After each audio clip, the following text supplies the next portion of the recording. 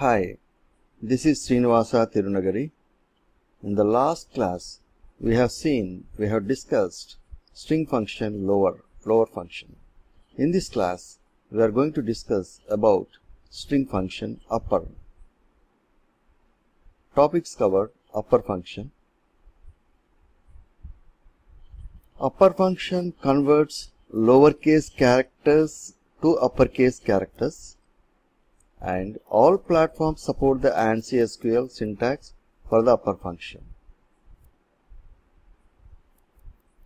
The syntax upper, and you have the string. So this upper function basically converts all the lowercase characters to the uppercase characters in the string. Example: select upper ANSI SQL. This is the string from Dual. So here, when you execute this select statement, the upper function will convert all the characters into uppercase letters as shown in the diagram. So look at this ANSI SQL. This is the diagram. Okay.